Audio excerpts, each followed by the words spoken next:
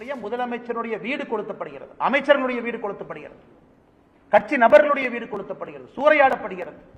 அதற்கு நாம் எல்லாம் உடனே armed forces special powers act Manipur ஃபுல்லா மறுபடியும் ரீஎக்ஸ்டெண்ட் பண்ணி அதற்கு தான் அங்க இருக்கக்கூடிய பெண்கள் அம்மனமாக நடந்தார்களா மணிப்பூர்ல ஒரு காலத்திலேங்க காங்கிரஸ் ஆட்சியின் பொழுது. உடைகள் இல்லாம எனக்கு armed forces special powers act எங்க ஊருக்கே வரக்கூடாதுன்னு நம்முடைய தாய்மார்கள் சகோதரிகள் உடையில்லாம நடந்து போனாங்க. அதே மணிப்பூரை திரும்ப கொண்டு வரணுமா? Armed forces special powers act கொண்டு வந்து அப்படியே ஒரே நாள்ல ஷூட்டிங் ஆர்டர் கொண்டு வந்து எல்லாத்தையும் சுட்டு தூக்கி போடுங்க. அதிலிருந்து தான் பாரதிய ஜனதா கட்சி மணிப்பூரை வெளியே கொண்டு வந்திருக்கிறது. ஆனால் அண்ணன் விஜய் அவர்களுக்கு இதை சொல்ல வேண்டும் என்பது என்னுடைய அன்பான ஆசை. காரணம், புதுசா அரசியலுக்கு வந்திருக்காங்க, சில விஷயங்கள் அவர்கள் தெரிந்து கொள்ள வேண்டும் என்பதற்காக. இன்னைக்கு மணிப்பூரை பொறுத்தவரை, மணிப்பூர் பாருங்க அண்ணன் சொல்றாங்க, மணிப்பூரை பொறுத்தவரை இன்னைக்கு வடகிழக்கு அந்த பகுதி மட்டும் நல்லா விஜய் அண்ணன் கேட்டுக்கணும். நாங்கள் ஆட்சிக்கு வந்த பிறகு, பாரதிய ஜனதா கட்சி பாரத பிரதமர் நரேந்திர மோடி அவர்கள் வந்த பிறகு 2015 திருப்புரால armed forces special powers act disturbed area நோட்டிபிகேஷனை நாம வாபஸ் எடுத்துக்கிட்டோம். திருப்புரா மக்கள் நிம்மதியா இருக்கலாம். 2018 மெகாலயால armed forces special powers act disturbed area நோட்டிபிகேஷனை வாபஸ் எடுத்துட்டோம், அந்த மக்கள் நிம்மதியா இருக்கலாம். அசாம்ல 2014 மோடி அவர்கள் வந்த பிறகு 23 மாவட்டத்தில் armed forces special powers act வாபஸ் எடுத்து இன்னைக்கு ஒரே ஒரு மாவட்டம் அசாம்ல மட்டும்தான் ஏஎஃப்எஸ்பி இருக்கு. அதை தாண்டி மணிப்பூர்ல 2004 டிஸ்டர்ப்ட் ஏரியா டிக்ளரேஷன். ஆர்மி யார் வீட்டுக்கு வேணாலும் வரலாம், யாரை வேணாலும் சர்ச் பண்ணலாம், எந்த கணவனை வேணாலும் எப்ப வேணாலும் தூக்கிட்டு போலாம், காவல்துறையில் போய் கேஸ் ரெஜிஸ்டர் பண்ண முடியாது.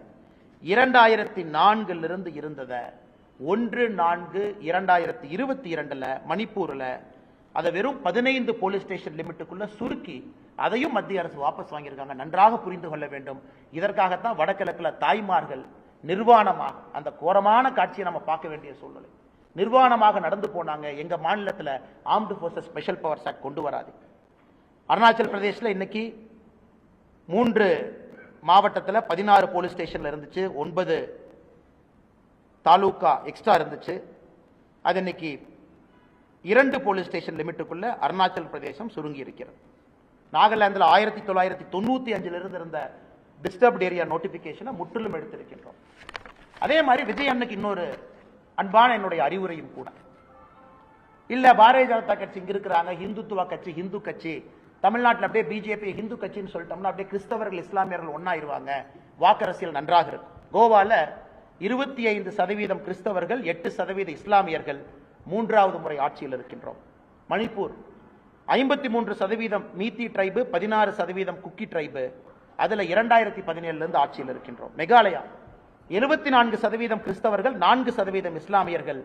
அதுல உங்களுக்கு தெரியும், இத்தனை காலமாக 2018 ஆட்சியில் இருந்தோம், இன்னைக்கு ஆட்சியில் இல்ல, கூட்டணியில் அன்னைக்கு 2 சீட்ல இருக்கு. மிசோராம்ல 2018 என்டி அலையன்ஸ் ஜெயிச்சது. கிறிஸ்டியன்ஸ் 87% இருக்கிறாங்க. இண்டி அலையன்ஸ்லாம் அங்க பிக்சர்லேயே கிடையாது. நாகாலாந்து கிறிஸ்டியன்ஸ் 87.9% இருக்கிறாங்க. 2018 எங்களுடைய கூட்டணி ஆட்சி இருக்கு. அதுல 18 எம்எல்ஏ பிஜேபி கையில் இருக்காங்க. அதனால தமிழ்நாட்டில் யாராவது ஒரு கட்டுக்கதை கிளப்பறதுக்கு கிளம்பி இருந்தாங்களோ அவருக்கு அன்பான வேண்டுகோள், தமிழகத்திலும் இஸ்லாமிய சகோதர சகோதரிகள், கிறிஸ்தவர்கள் பாரதிய ஜனதா கட்சியின் பக்கம் வர ஆரம்பித்திருக்கின்றார்கள், வந்து கொண்டே இருக்கின்றார்கள். இந்தியா முழுவதும் நடக்குதுங்க, தமிழ்நாடு மட்டும் விதிவிலக்கு இல்லை. அதனால இந்த பொய்களை ஓரளவுக்கு தான் அரசியல்வாதிகள் பேச முடியும். பிஜேபி இந்துத்துவ கட்சி அப்படியே ஒதுக்கி விட்டுரு, இந்த மாதிரி அரசியல் பண்ணுவோம். அண்ணன் திருமாவளவன் சொல்றாங்க, இந்தியா ஃபுல்லா தலித் சமுதாயம், பட்டியலின சகோதர சகோதரிகள் பாரதிய ஜனதா கட்சியாமா, தமிழ்நாட்டில் மட்டும் அண்ணன் திருமாவளவன் அவங்க இருக்கிறனால நம்ம கிட்ட வரலையாமா. அப்ப இந்தியா முழுவதும் வர்றாங்கன்னா, திருமாவளவன் கர்நாடகாவே பிரச்சாரம் பண்றாரு. நான் கர்நாடகாவில் திருமாவளவன் பார்த்திருக்கேன், ரோட்ல பேசியிருக்கேன். திருமாவளவன் மகாராஷ்டிரா பிரச்சாரத்துக்கு போறாங்க. தமிழ்நாட்டிலே எத்தனை காலத்திற்கு ஏமாற்றி வைத்திருப்பீர்கள்? அதுவும் உடையத்தான் போது. பாரதிய ஜனதா கட்சியில பட்டியலின சகோதர சகோதரிகள் பெருமளவுல வந்து கொண்டே இருக்கின்றார்கள். பெரிய பெரிய பொறுப்புகள் இருக்கிறாங்க, மத்திய அமைச்சர்களா நீங்க இருக்கிறாங்க. அதனால அண்ணன் பேசலாம். இந்தியா முழுசும் வந்துட்டாங்கன்னு அண்ணன் திருமாவளவன் சொன்னதுக்கு ரொம்ப நன்றி. 2026 தமிழகத்திலும் சேர்ந்து முழுமையாக வந்து விட்டார்கள் சொல்லுவீங்க. அதற்காக மிச்சம் இருக்கக்கூடிய நன்றி உங்களுக்காக பத்திரமா வச்சுக்கிறேன். அது 2026 மாநில தேர்தல் முடிந்த பிறகு திருமாவளவனுக்கு அந்த நன்றி மிச்சத்தை நான் சொல்லிடுறேன். ஆனால் இன்று நடந்திருப்பது புத்தக வெளியீட்டு விழா இல்லைங்க. தமிழகத்தில் தயவு செஞ்சு இந்த நக்சல் விதமான அரசியலை கொண்டு வந்துடாது.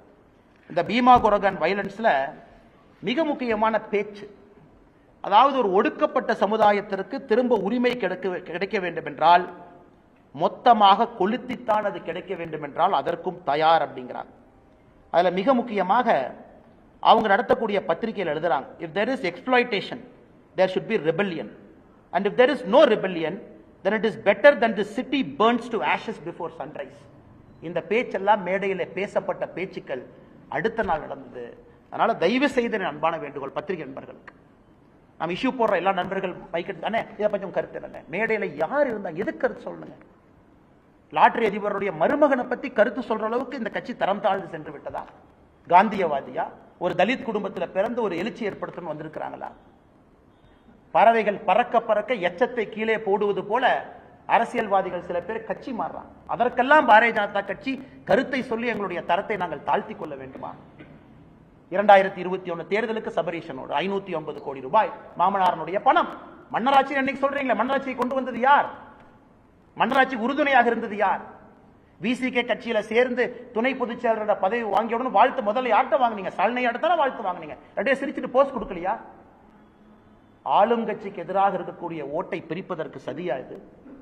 திமுகவுக்கு எதிராக தமிழகத்தில் எவ்வளவு ஓட்டு இருக்கு தம்பி, நீங்க அப்படியே அந்த பக்கம் போய் அந்த கட்சிக்கு போற மாதிரி போங்க.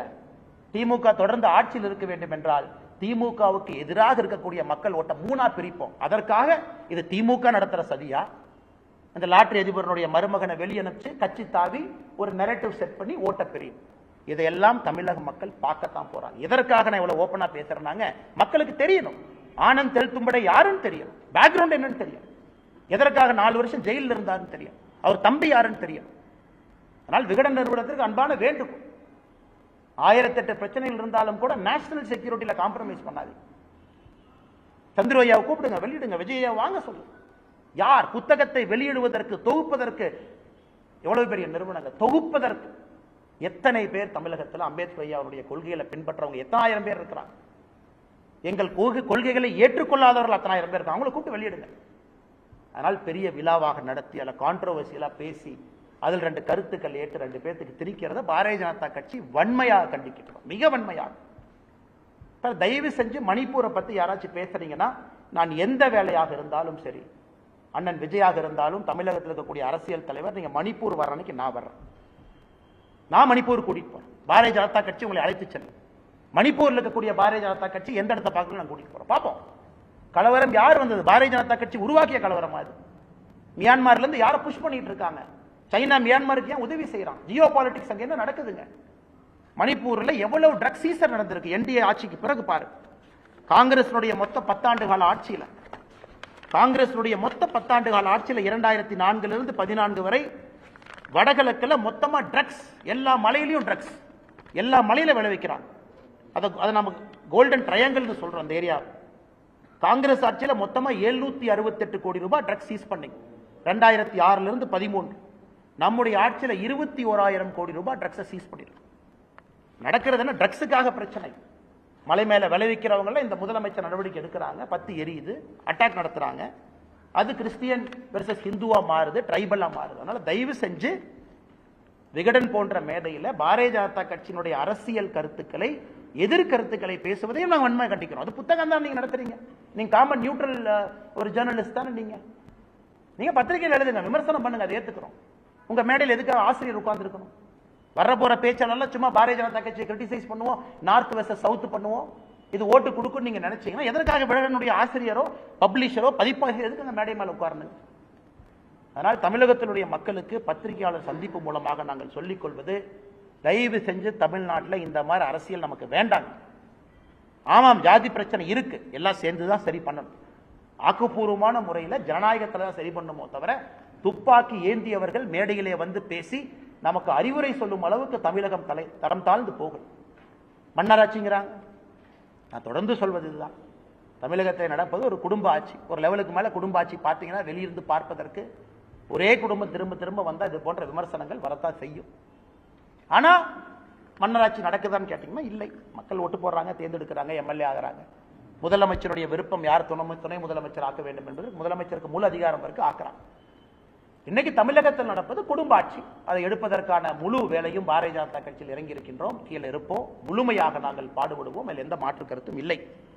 அதனால் இதை முதல் விஷயமாக பத்திரிகை நண்பர்களுக்கு சொல்லணும். இது சம்பந்தமாக உங்களுக்கு கேள்வி இருக்கோங்கன்னா தயவு செஞ்சு கேளுங்க, பதில் சொல்லுங்க.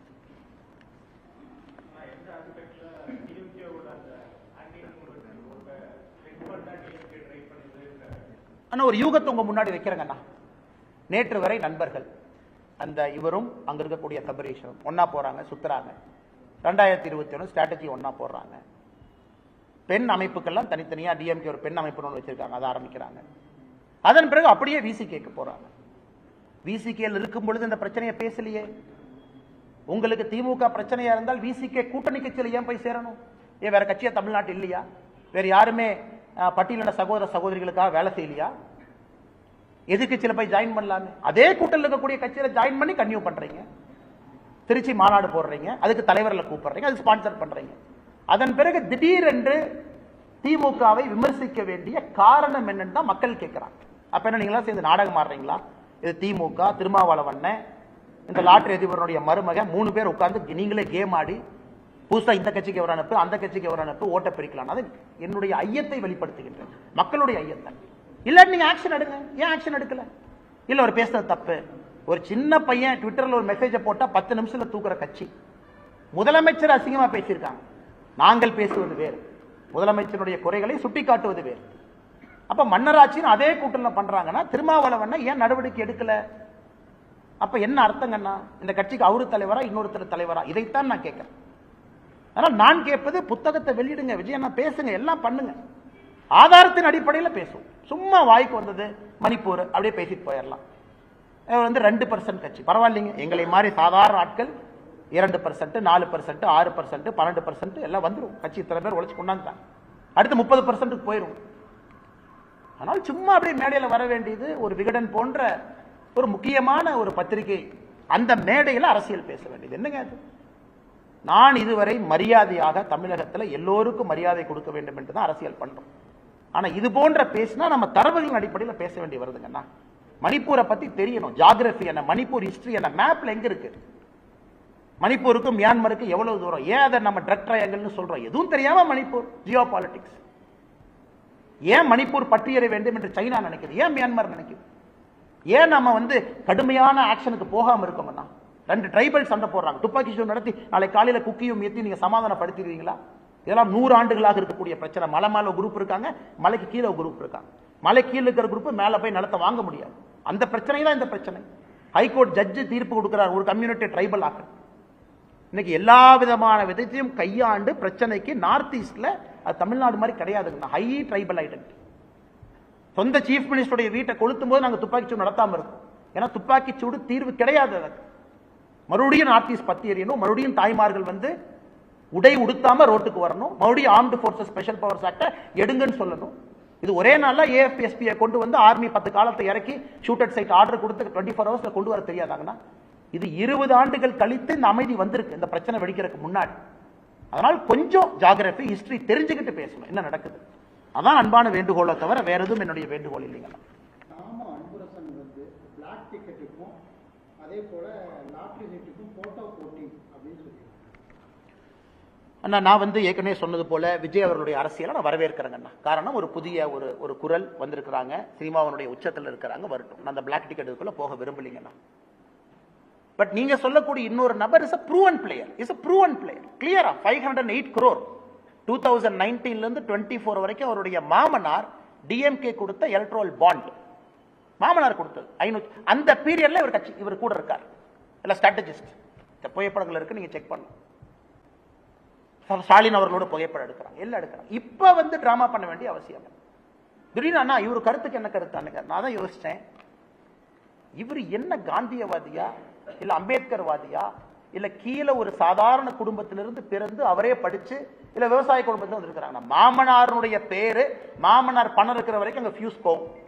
நாளை காலையில அந்த மாமனார் பணத்தை கட் பண்ணா இந்த கட்சியிலிருந்து அடுத்த கட்சி. அதனால தாமு அன்பரசன் எந்த அர்த்தத்தில் கேட்கிறாங்க சத்தியமா எனக்கு தெரியலீங்கன்னா, நான் இந்த பகுதியை விமர்சனம் செய்ய விரும்புகின்றேன். அதனால தயவு செய்து விகடன் போன்ற ஒரு நிறுவனம் மேடையை கொடுக்கும் பொழுது யாருக்கு கொடுக்கிறோம் என்பது மிக முக்கியம். இதுதான் திரும்ப திரும்ப நான் சொல்லக்கூடிய கருத்து. தமிழகத்துல அது போன்ற அரசியல் வேண்டாம். அந்த ரிபல்லியஸ் பாலிடிக்ஸ், பீமா கொரகான் என்ன நடந்துச்சுன்னு எல்லாத்துக்குமே தெரியுங்கன்னா, அது வேண்டாம் என்பது யாருமே இந்த கோணத்துல பேசலீங்க. நான் பேச வேண்டாம் என்றுதான் இருந்தேன். ஆனா பேசுற சர்ச்சை எல்லாமே இவங்க என்ன சொன்னாங்க இவங்க என்ன சொன்னாங்க அப்படியே உண்மை சொல்லணும்ல. நான் எதுக்கு தெல்தும்படையை பத்தி பேசுறேன்னு இத்தனை நாளா பொறுமையா இருந்தேன். பட் இருந்தாலும் பேச வேண்டிய கட்டாயம், அவர் பேக்ரவுண்ட் யாருன்னு சொல்ல வேண்டிய கட்டாயம்.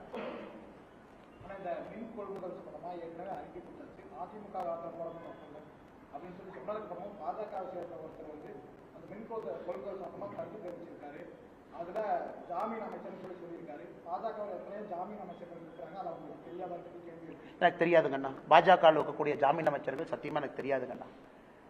அதாவது ஓராண்டுக்கு மேல சிறையில் இருந்து ஓராண்டுக்கு மேல பல முறை பெயில் ரிஜெக்ட் ஆகி அவருடைய சொந்த தம்பி அவர்கள் ஆளக்கூடிய மாநிலத்தில் இன்னைக்கு அப்ஸ்காண்டிங்கா இருக்கார்.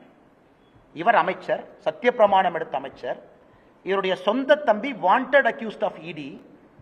பிடித்து கொடுக்க வேண்டிய கடமை தமிழக காவல்துறைக்கு இருக்கு. காவல்துறையை கையில் வைத்திருக்கக்கூடிய முதலமைச்சர் சொல்றாரு கோயம்புத்தூர்ல, என்னுடைய மகன் உட்பட 35 அமைச்சர்ல பெஸ்ட் அமைச்சர் இவராமா. ஆனா ஒரு நாள் அமைச்சர் ஆவாரு, கை வந்துருச்சுங்கன்னா பெஸ்ட் அமைச்சர் இவருன்னு ஒருத்தர் காட்டுறாரு. அவருடைய தம்பி இடி கேஸ்ல அக்யூஸ்ட், இன்னும் அப்ஸ்காண்டிங். தமிழ்நாட்டில் எங்க இருக்காரு எல்லாத்துக்குமே தெரியும். கரூர் போனீங்கன்னா இன்னைக்கு நைட் தூக்கிட்டு வந்துடலாம் அவர் காலையில். ஆனா காவல்துறை கைது பண்ணாது. அப்ப நான் ஜாமீன் அமைச்சர்னு சொல்லாம என்ன சொல்றதுங்கன்னா, இதை உச்சநீதிமன்றம் சொல்றாங்க. இவ்வளவு வேகமாக இவருக்கு நீங்க அமைச்சர் பதவி கொடுக்கறதுனால எங்களுக்கே பயமா இருக்கு, சாட்சியெல்லாம் வச்சிருப்பாங்களான்னு. 13ஆம் தேதி பொறுத்திருப்போம் என்ன உச்சநீதிமன்றத்தில் சொல்றாங்க பார்ப்போம். அப்ப நான் ஜாமீன் அமைச்சர் என்று சொன்னதுல என்னன்னா தப்பு.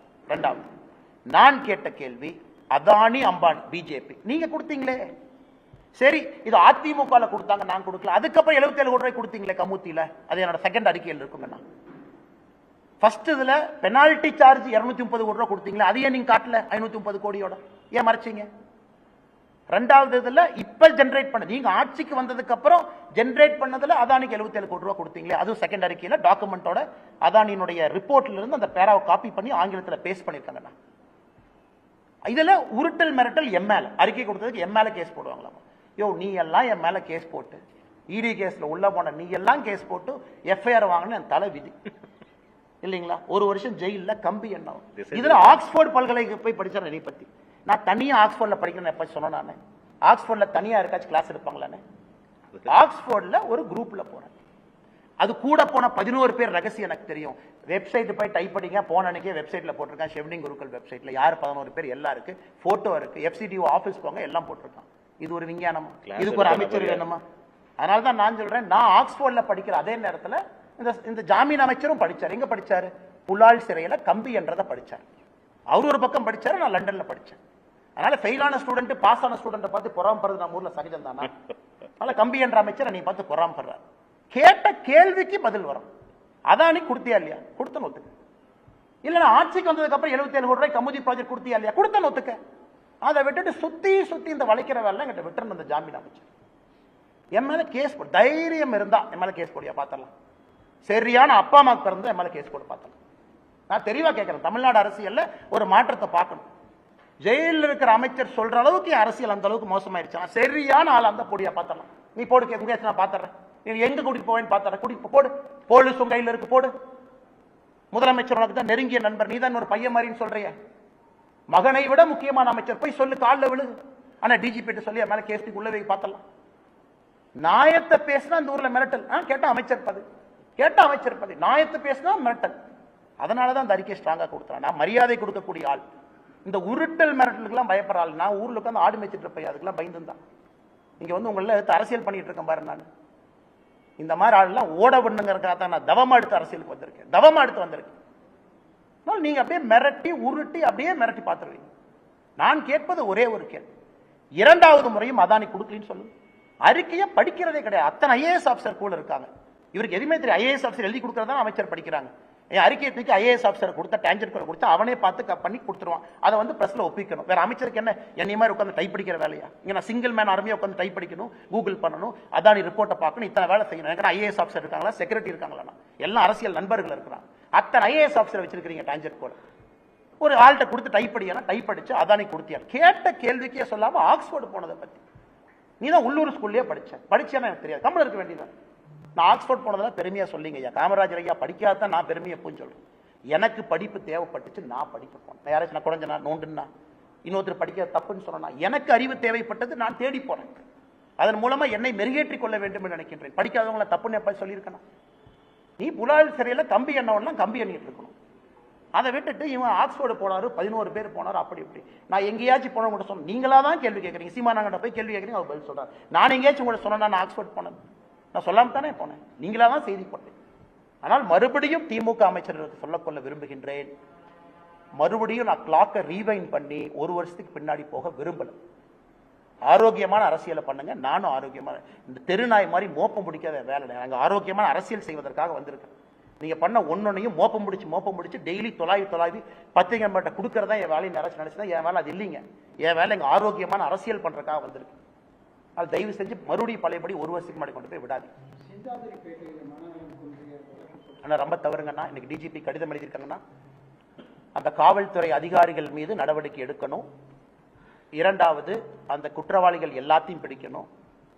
இதெல்லாம் அநியாயமா இருக்கு. ஒரு மனநலம் குன்றிய ஒரு சகோதரி, அவங்க அப்பா கூலி தொழிலாளி, அவருக்கு பெருசா தெரியல.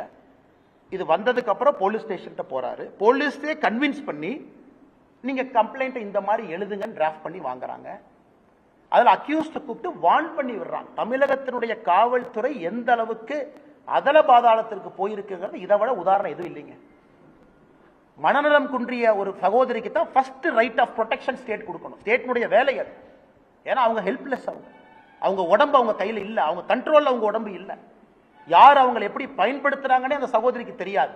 அப்படி இருக்கும் பொழுது ஒரு அரசனுடைய முதல் வேலை அந்த சகோதரிக்கு ஹெல்ப் பண்றது. அதனால் முதலமைச்சர் அவர்கள் உடனடியாக சம்பந்தப்பட்ட அதிகாரிகளை மொத்தமா நீக்கணும். எப்பவுமே காவல்துறையை சப்போர்ட் பண்ணி பேசுறாள் நான் இதுல ஏத்துக்கவே முடியாது சார், ஏத்துக்க முடியாது. போலீஸ் ஸ்டேஷன் ரேப் பண்ணவங்களை கூப்பிட்டு சமாதானப்படுத்தி போப்பா தம்பி. அதுக்கப்புறம் அந்த சகோதரியினுடைய மாமா அதை கண்டுபிடிச்சு ஐடி ஊழியர் அவரு திரும்ப போலீஸ் அப்ரோச் பண்ணி ரீகம்ப்ளைண்ட் கொடுத்து ஏதோ 2 பேர்த்த பிடிச்சிருக்கிறாங்க. நாளை காலையில் டிஜிபி அவர்கள் நேரில் சந்தித்து பாரதிய ஜனதா கட்சியினுடைய மாநில துணைத் தலைவர் கருணாகராஜன் இந்த பெட்டிஷனை கொடுக்கிறோம். காவல்துறையின் மீது நடவடிக்கை எடுக்க வேண்டும், எல்லாத்தையும் கைது பண்ணணும், ஸ்பெஷல் கோர்ட்டு கொண்டு போகணும். அப்பொழுது மட்டும்தான். ஆனா நீங்க பாருங்க, ஆனா நம்ம தயவு செஞ்சு ஒரு நிமிஷம் நம்மளைய மனநலம் குன்றிய சகோதரி ஷூல போட்டு பார்ப்போங்கண்ணா. ஒரு நிமிஷம். என் உடம்பே என் கண்ட்ரோல் இல்லைங்கண்ணா, எனக்கு என் பாடி என்னன்னு எனக்கு தெரியாதுங்கண்ணா. இதை ஒரு காமுகன் பயன்படுத்துறான்னு அவனை சும்மா வெல்லாமண்ணா. இதை ஒருத்த பயன்படுத்துறான், அந்த சகோதரிக்கே அவங்க யாருன்னு தெரியாது. அப்ப இதை ஒருத்த பயன்படுத்தும் பொழுது காவல்துறையின் நடவடிக்கை எப்படி இருக்கணும்? அதனால் இது மிக மிக கொச்சைத்தரமான கீழ்த்தரமான ஒரு செயல். காவல்துறை நடவடிக்கை எடுத்து தங்களுடைய பெருமையை திரும்ப மீட்டுக் கொள்ள வேண்டும்.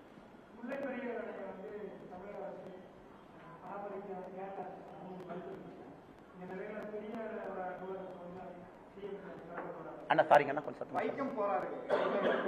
ஆனா அங்கிருந்து முல்லை பெரியார் அணையை உயர்த்திருக்கும் அந்த நீர் தேர்தலுக்கும் கேரளாவுக்கு பல கிலோமீட்டர் போயிருக்கு. இந்த நிலையில இவர் அந்த வைக்கத்துக்கு வந்து போறாரு. அதான் இது இந்திய அலையன்ஸில் இருக்கக்கூடிய ஒரு காமெடிங்கண்ணா, இந்தியா முழுசுமே. அதாவது நான் 2024 பொறுத்த வரைக்கும் நண்பர்கள், அதுக்கப்புறம் பக்கத்து மாநிலத்துக்கு பேருக்கு நண்பர்கள். ஆனா எங்களுக்குள்ள 1008 பிரச்சனை இருக்கும், நாங்க தீர்க்க மாட்டோம். இன்னைக்கு வைக்கம் போராட்டம் நடந்த இடத்துல அதை நினைவுபடுத்தக்கூடிய நாளுக்கு நாங்க போறோம், இதெல்லாம் காட்டுறோம் சொல்லக்கூடியவர்கள் வாயை திறந்து இப்ப நீங்க கேட்டா முதலமைச்சர் ஐயா சொல்லுவாங்க, அதை விட முக்கியமான விஷயத்தை பேச போனது.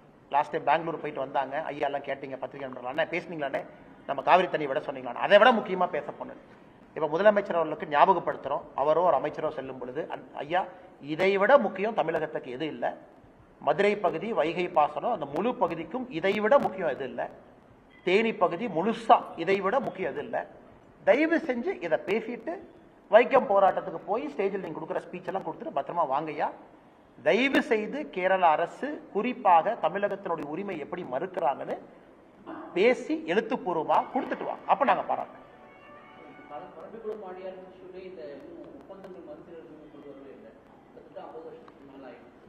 பிக்கெஸ்ட் ஃபெயிலியருங்கண்ணா, பிக்கெஸ்ட் ஃபெயிலியர் ஆஃப் திராவிடியன் பாலிடிக்ஸ்ங்கண்ணா, பிக்கெஸ்ட் ஃபெயிலியர்.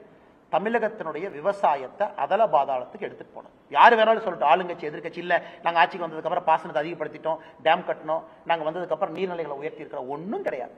அதனுடைய வெளிப்பாடு சாதாரண மழை பெஞ்சா கூட அதை தேக்குவதற்கு நம்ம கிட்ட இடம் கிடையாது, அப்படியே தண்ணி பெருக்கெடுத்து போகுது. இன்னைக்கு ஒப்பந்தத்தை திரும்ப கொண்டு போறது கிடையாது. அதே ஒப்பந்தத்தில் டேம் கட்டுவதற்கு அனுமதி இருக்கு, செய்யல. ஆனமலை நல்லார் திட்டம் கிளாசிக் உதாரணம்.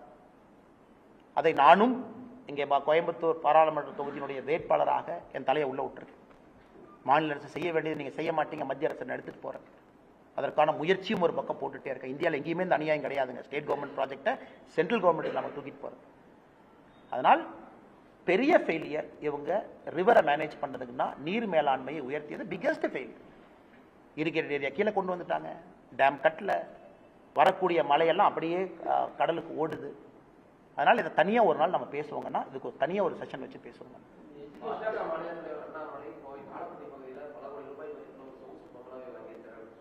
அண்ணா அண்ணா நான் பங்களா வாங்குற அன்னைக்கு அல்லது ஒரு வீடு வாங்குற அன்னைக்கு கண்டிப்பாக பத்திரிகை நண்பர்களை கூட்டிகிட்டு போவேன். அவருக்கு ஃப்ரீயாக எழுதி கொடுத்து இல்லை கூட்டிகிட்டு போவேன். வீடு வாங்கும் அளவுக்கு எனக்கு தகுதி இல்லைங்கன்னா அந்த தகுதி வரும் பொழுது கண்டிப்பாக நீங்கள் வந்து ஒரு டீ சாப்பிட்டு தான் வரணும். அப்படின்னு உங்களை விட்டுட்டு நான் வீடு வாங்கிடுவேன். கோயம்புத்தூரில் இருப்பதற்கு ஒரு வீடு தேவைப்படுகிறது. மாமனார் வீட்டில் அலையா விருந்தாலே 5 வருஷமாக இருக்கிறாங்க. கட்சிக்காரங்களாம் வர்றாங்க, வெளியே உட்கார்ந்துருக்குறாங்க, ரோட்டில் இருக்கிறாங்க. அதனால் நானே ஒரு வாடகை வீட்டு எடுத்து காலப்பட்டி ரோட்டில் வாடகை வீட்டுக்கு மூவ் ஆகிட்டேன். கட்சிக்காரர்கள் வரும்போது பார்ப்பதற்கு ஒரு இடம் வேண்டும். தயவு செஞ்சு அதை ஃபோட்டோ எடுத்து போட்டு அதை ஓனருக்கு மிரட்டி விட்டுட்டீங்கன்னா ஒரு இடத்துலையும் கஷ்டப்பட்டு ஒரு வாடகை வீட்டை பிடிச்சிட்டு இருக்கிறான். கஷ்டப்பட்டு சென்னை பிரச்சனை ஆனதுக்கப்புறம் காலி பண்ண சொல்லிட்டாங்க. பிப்ரவரியில் காலி பண்ணுறேன் 2025. அந்த வீட்டிலேருந்து அடுத்த வீட்டுக்கு ஓடுறேன். அதனால் எனக்கு இருக்கக்கூடிய பிரச்சனை எனக்கு தானா தெரியும். அதனால் தயவு செய்து இந்த வீட்டில் இப்போ தான் வந்திருக்கேன்னா 4 நாள் ஆச்சு. கொஞ்சம் நியூஸ் கொஞ்சம் பெருசு பண்ணாமல் ஸ்டேட் போலீஸ்கிட்ட கேட்டால் அன்றைக்கி இன்ஸ்பெக்டர் ஐயா வந்திருந்தாங்க, சப் இன்ஸ்பெக்டர் ஐயா வந்திருந்தாங்க. எனக்கு சிஆர்பிஎஃப் செக்யூரிட்டி இருக்கிறனால நான் ஒரு வீட்டுக்கு குடி போனால் ஃபுல் டாக்குமெண்ட்டை சென்ட்ரல் கவர்மெண்ட்டுக்கு கொடுக்கணும். அந்த வீட்டுக்கு அவங்க அப்ரூவல் கொடுக்கணும், செக்யூரிட்டி செக் பண்ணணும். அதனால் காவல்துறைக்கு எல்லாம் தெரியும் நான் எவ்வளோ வாடகைக்கு இருக்கிறேன், எங்கே இருக்கிறேன், யார் ஓனர்னு. தயவு செஞ்சு போய் பாருங்கள், ஓனர்கிட்ட பேசுங்க. டிவியில் போட்டுறாதீங்க, ஓனர் ஓடின போகிறாரு.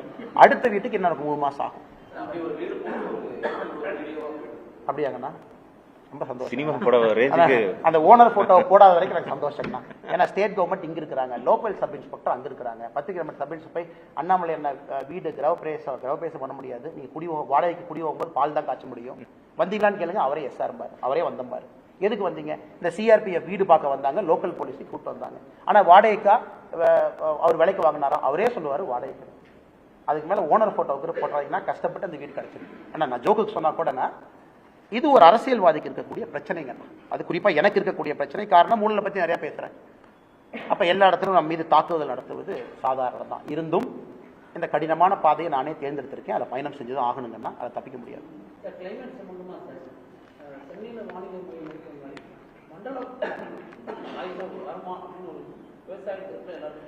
நீங்க போகாத ஒரு அரசியல் நிகழ்ச்சிக்கு வந்து உங்களுடைய துணை பொதுச்செயலாளர் போறாங்க. அவருடைய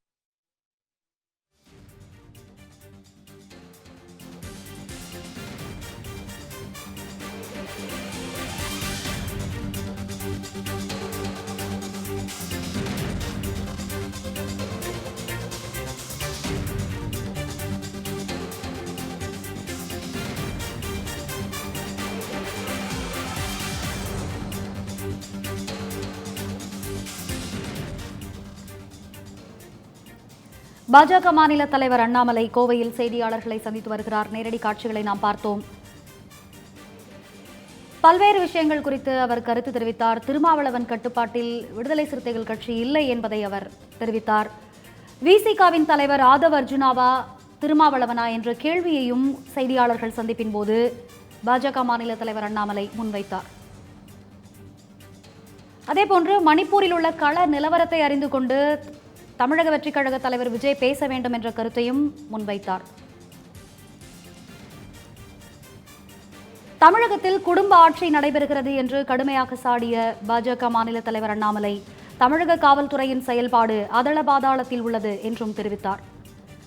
சிறைக்கு சென்று வந்த செந்தில் பாலாஜியின் மிரட்டலுக்கெல்லாம் பயப்பட மாட்டேன், தைரியம் இருந்தால் என் மீது வழக்கு தொடரட்டும் என்றும் காட்டமாக தெரிவித்தார் பாஜக மாநில தலைவர் அண்ணாமலை.